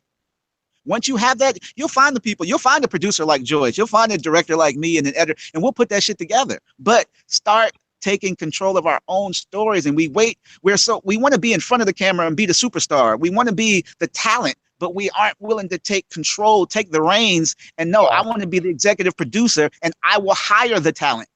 They don't, nobody. That's the positions that we need to start taking right there. Right. Yeah. Man, that was a treasure damn chest of tools right there. So that was really beautiful, man. Word up. Thank you. People that's listening, y'all better take heed, man. Don't let this just go over your head. So please take note. Okay. Because basically you already answered that question, because I was going to say, what keeps y'all sane in this business? Because it can be nerve-wracking, or maybe y'all want to talk on it. Well, we have our moments where we, you work hard and you got to play hard. You know what I'm saying? And, when we get a chance, we definitely play hard. We go on a good vacation or whatever. But honestly, we really enjoy doing what we're doing. I know one time we were working on his, there's another project he needs to send to you called Identity Confirmed, and blessed all of the talent that was in that. I mean, we've had some talented people in our projects that have gone on to do major stuff, and we're so proud of them. Lane Townsend, C. John Salisbury. We had Shaniqua Shande. She's in a new movie called Bodied. I don't know if you heard of it. I mean, these are just like talented people. And anyway, Brian and I, when we were trying to do another episode of our project, we were sitting there one day and he says, well, we need to find a desolate area. And I'm like, well, we need to just get in the car and drive like we're going to go to Las Vegas. And that's what we did. We got in the car and we drove and we found an old little town, and we just got the camera out and started filming and played all the roles in the film while we were out there just filming it. And then we said, okay, this is what we got to do. This is what we got to do. And then we went to the local little hotel and said, hey, can we come back here and rent from you guys? And they were like, oh, sure. Bring your people back. Yeah, sure. I mean, we didn't even care. They could have hung us from the trees, but they didn't. They were very nice, and we planned and planned. But this was on our day off. As I'm saying, we weren't working. This was what we call fun. Right. So we went and got the whole film all worked out, and then we went back and shot it. But I had a ball out there acting and doing crazy stuff, and that's what we consider to be fun. So when you love doing what you do, doing what you do, it's never work. Yeah. Right. Definitely. And I think that's one of the things that really keeps us going is it's the relationships and seeing that some of the amazing people that, lent us their time that are going on and the things that they've gone on to do in front of the camera and behind the camera. I've had people that I've worked with, like on my first independent film, that have gone on and started working in film and have their own production company because they were inspired by what we did. Man, there's no amount of money you can give me that can replace that feeling. Yeah, and then we want to bring up one other guy that we work with. I mean, we work with so many very talented people. I've got like scripts that are optioned that I'm working with some amazing people. But there's a gentleman by the name of Wesley Duarte, and Wesley is white, okay? But Wesley, I met him at a screenplay workshop, and we've been friends ever since. And one day we had a conversation, and Wesley went, and this is when you talk about people who are determined and talented. We had a conversation about something that I don't even halfway remember. And next thing I know, Wesley comes at me with a script. It took him a weekend to write this script. And it was about a black kid bettering his environment. Okay. And Brian said, hey man, they're actually looking for scripts. I think it was TV1 for the American Black Film Festival. Do you know that he submitted that film and got chosen nationally for only nationwide scripts? 3 scripts got chosen and his was one of them. Okay. I mean, we love helping people. We really, really do. You know, something real quick. I just literally thought about it. I wrote I'm really not trying to just say it like that, but I wrote a story, but I didn't finish it all. And I forgot the title. I would definitely let y'all read it. Yeah. I don't care.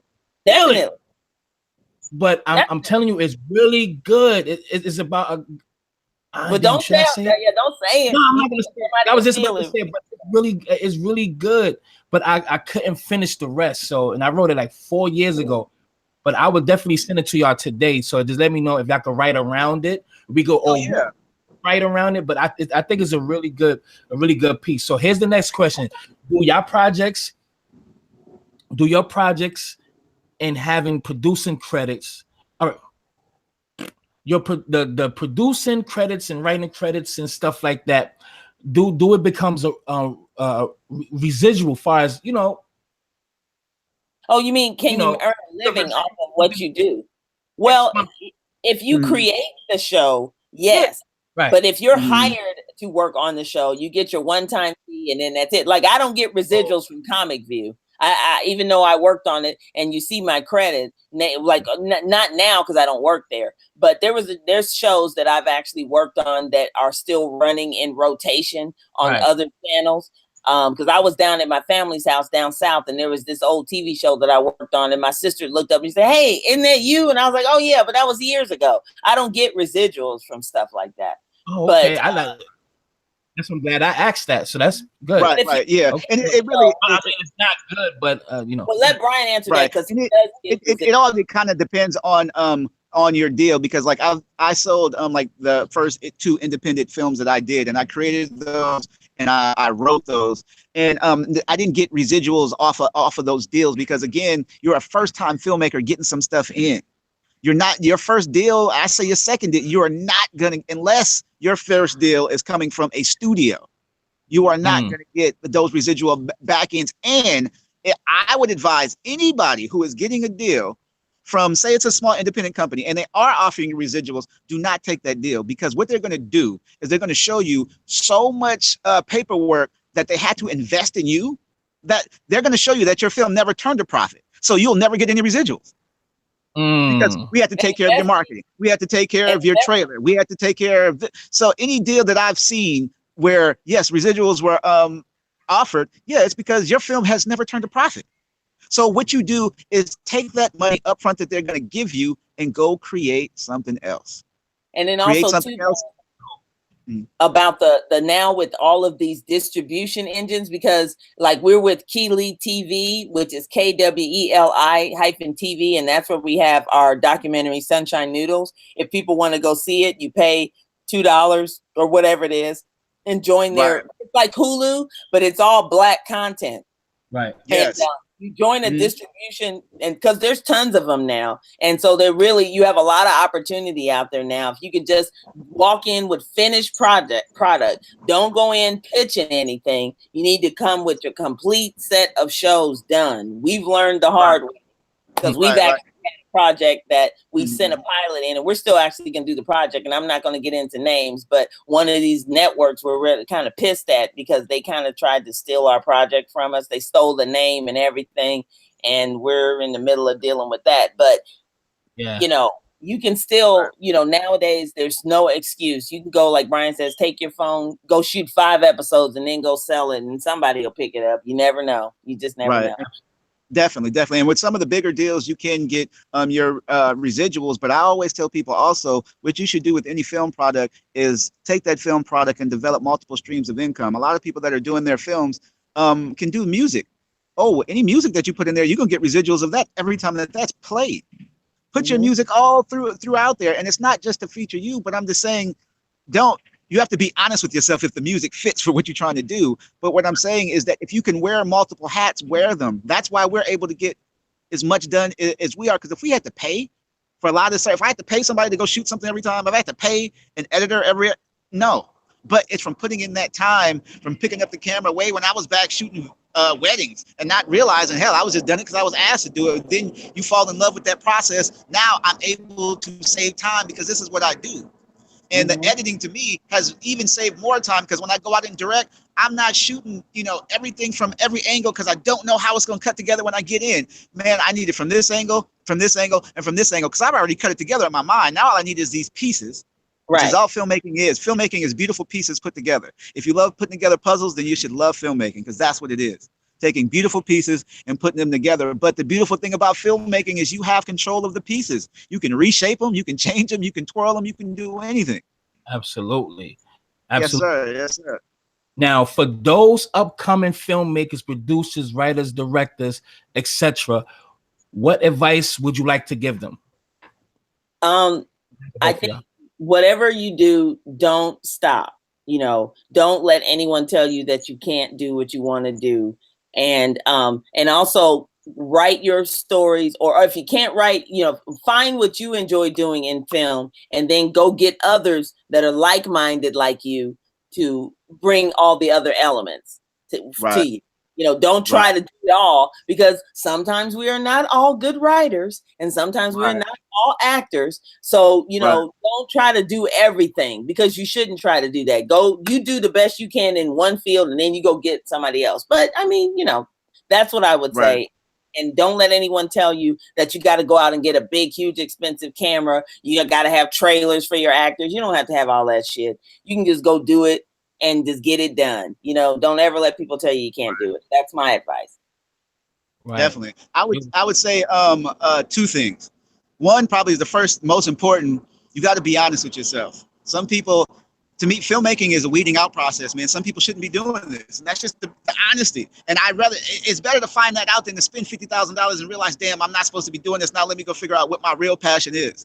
You can tell people, you can fake it till you make it. You can tell anybody anything, but when you look in the mirror, be honest with yourself. You know what your strengths are, and you know what your deficiencies are. Improve on those. Don't be reactive, be proactive. And at the same time, those people that are really doing it, we all need to have that Neo moment, what I call it. That shit in the Matrix. Quit waiting for people to tell you that you are the one, and realize you have abilities, you have talents, and you have stories that nobody else can tell. What are you waiting for?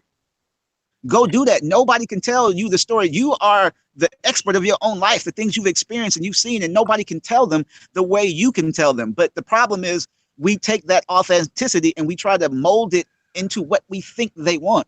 When you do that, you lose the essence of what it is. And the final thing for me is that the best reward that I think I get out of this is when we were in St. Louis, and I know Brian brought up about people feeling disparaged, but I actually took a different take.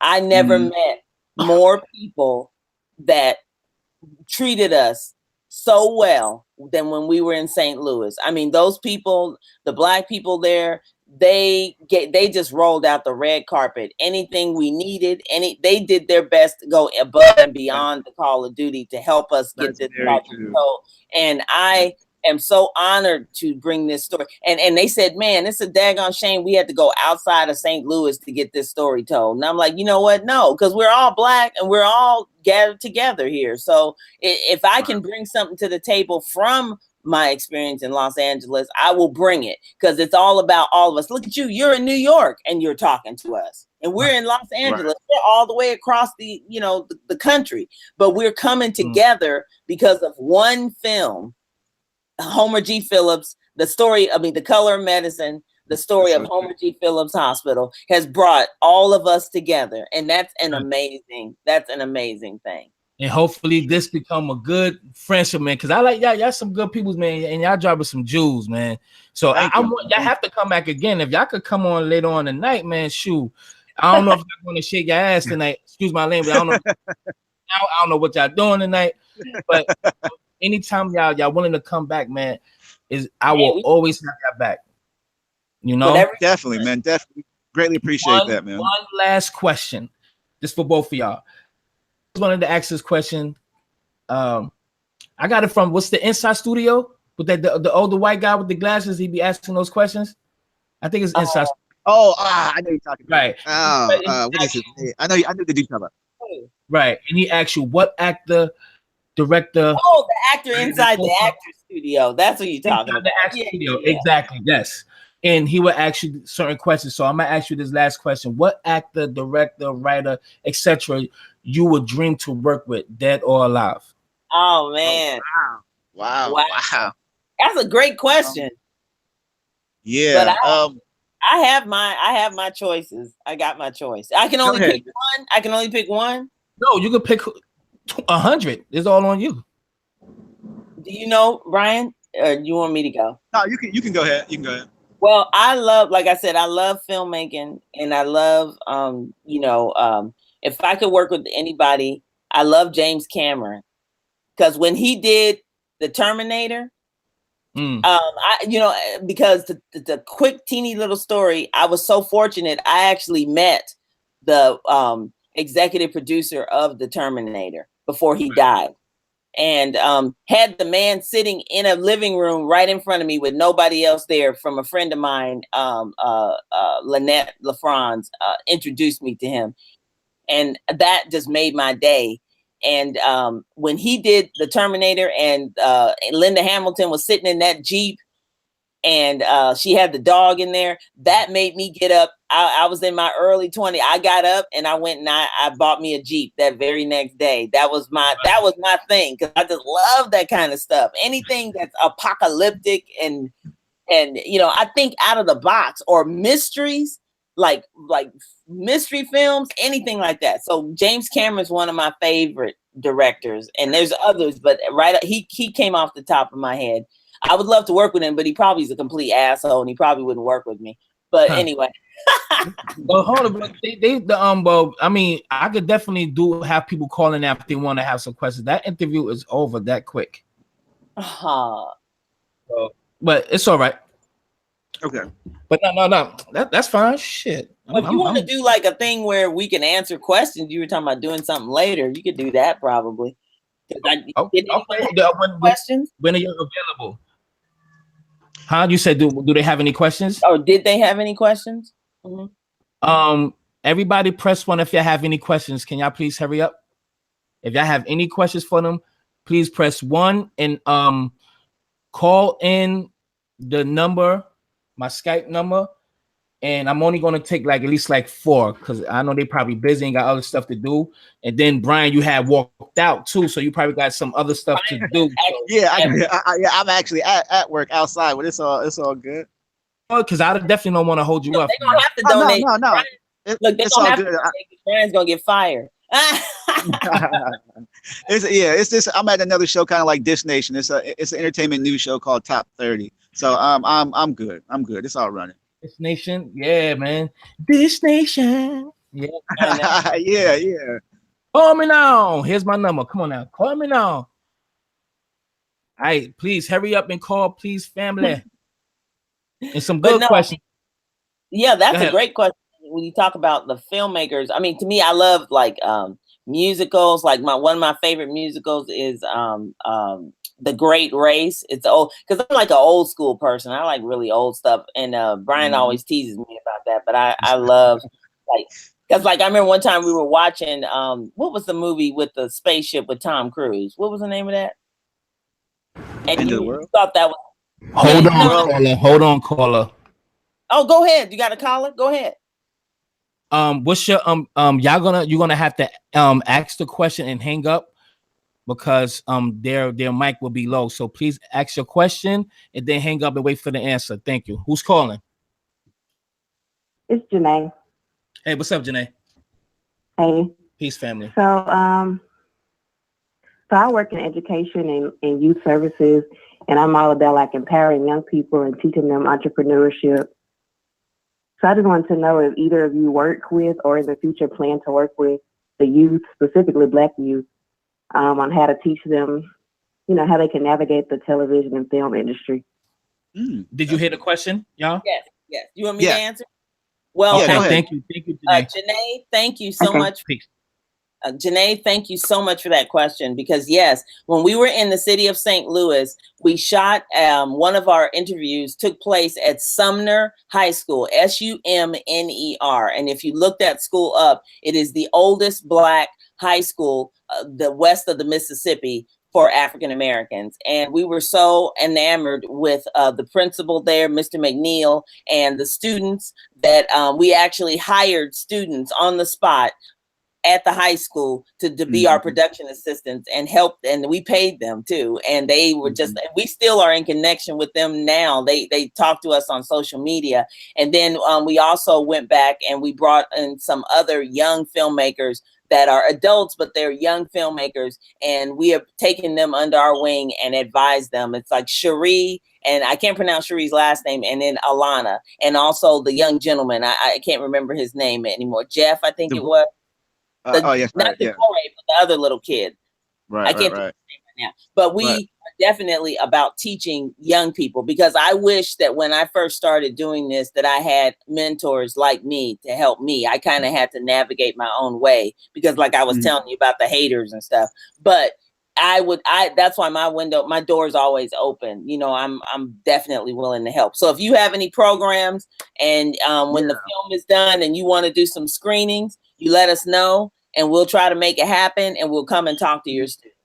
we're definitely open to that, coming and talking to your students. We're also in the process of teaming up with Urban League in St. Louis to do the same, because they are getting behind our screening and they want us to do the same type of thing. So we're definitely all about, man, empowerment and spreading the word and the entrepreneurship of our people. The same, we're no different than you, except we are actually out here doing it. We're not waiting for somebody to tell us what we can and cannot do and give us permission to do.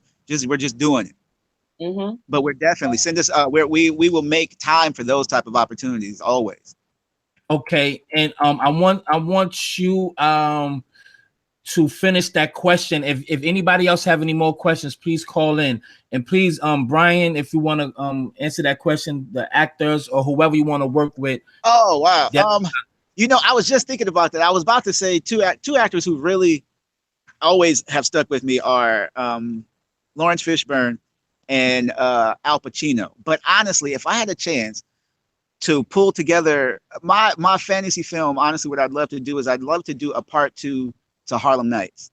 Putting together with all of the black comedians that are in there now, and some of the new ones replacing some of the greats that we lost. I would love to have Richard Pryor sitting to my left to make sure I'm getting it right. And I'd love to have director Christopher Nolan sitting to my left, because I love his technical, that man's eye. But just because comedy is not his thing, but his vision, to be able to add that to that realm, and just to be able, I don't know why we haven't done a part 2 to that. They're doing so many other movies, but there was something about Harlem Nights, that essence of seeing Black Hollywood. We saw us, all about us, and it wasn't a corny story. You just disappeared in that fantasy, and I would love to recreate that now with Eddie Murphy in his prime, with the Kevin Harts, getting all of the comedians together.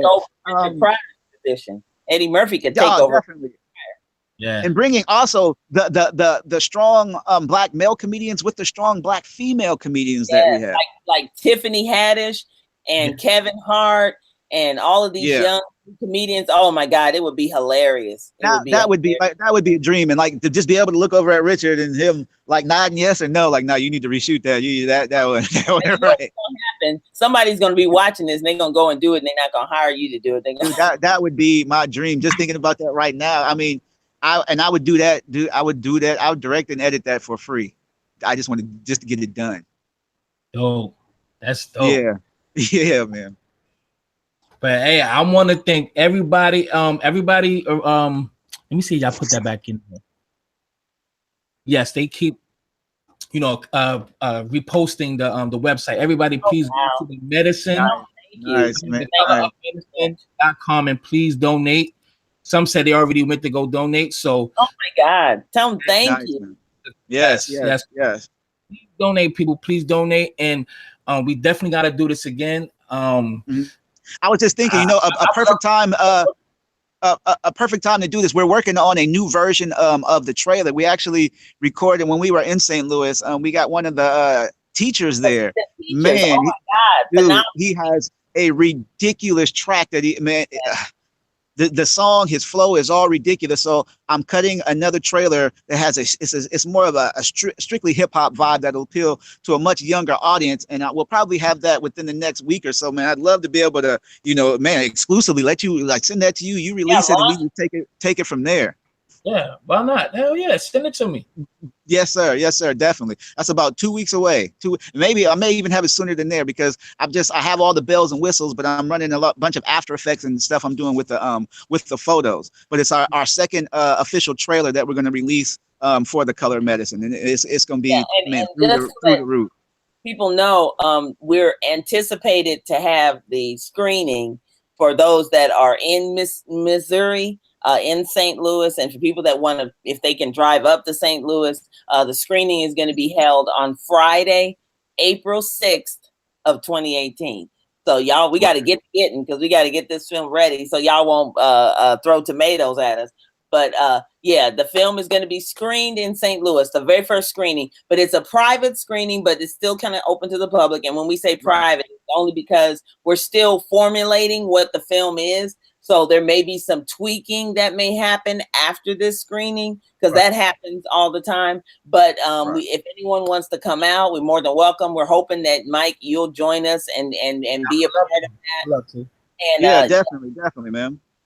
So it's April 6th, a Friday. So you can come and then y'all can party with us afterwards, you know. Yeah, definitely. It'd be a great event, especially like I said in St. Louis. The Urban League is getting behind us at this museum that we're filming at. We're being co-sponsored by the Missouri Historical Museum and also the Urban League. And if you go Google the Missouri Historical Museum, it's a beautiful building. And Aaron Williams and Shakia, and I don't have Shakia's last name in front of me, but she is the curator, or one of the curators that is putting this program together. And some of the plans are to have some of the medical artifacts from the day the hospital was open, and then also photographs that you'll be able to look at before you go sit down and enjoy the film. So that's what we're. I'm sorry to cut you off.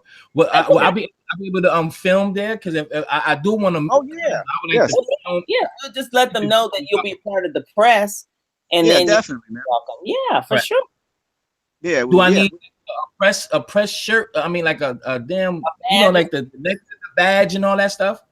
Well, we would have to work that out with them, but as long as we are asking, because I know their local news is planning on being there, so we just tell them that you're part of our press and marketing, and you won't have a problem. Yeah, if that's definitely what you want to do, we'll get that situated ahead of time and have you all the credentials so you'll have access just like everybody else. Yeah, and you can do a live streaming and all that stuff. I think that'd be dope right there, my man. Mm-hmm. Hey, I'm willing to work, man, and I'm good at narrating as well. Nice. There you go. And on promo, saying I'm good at as well. And y'all do editing, so the process of editing is freaking ridiculous, man. Yes, sir. Yeah, it's a beat. You can put 25 minutes of compiled work and that shit to like 2 hours because you want to figure out how to put this, and you got to really listen to everything and just listen. Yeah. Editing. So editing that's the most hardest part about it, but it also like the grand finale of it is beautiful because you done put all this stuff together calculatedly, but editing it's a beast. It's right. I tell people editing is like baking. You put in all your ingredients in into this cake that you are cooking, but your editor is going to tell you when to open that oven because you open that shit too soon, it's going to fall. You don't open it soon enough, it's going to burn. So that editor lets you, when you pull this shit out, let it sit. Now everybody can eat. Yeah. Okay. I want to thank y'all, man. This was beautiful, man. This was beautiful. So I hope everybody enjoyed the interview. So this is beautiful. And again, everybody, please go to thecolorofmedicine.com and go to the donate button and please donate whatever you can spare, and please go now. And I want to thank again Joyce Fitzpatrick and Brian Shackelford for joining. Thank you, my man. Larry. Thank you. Thank you, boss. Everybody. And if they want t-shirts and cups and all that, like I say, here I go again, plugging. That's right. All those things are available too. So we want to give you something for your donation so you don't walk away empty-handed. So definitely. Thank you. And I thank y'all. And I always say this. I haven't said this in a while, but this is the perfect time to say my slogan. And I'm going to get out of here after I say it. All right? Black love, Black power, peace. Y'all have a good one. I'm out. Peace.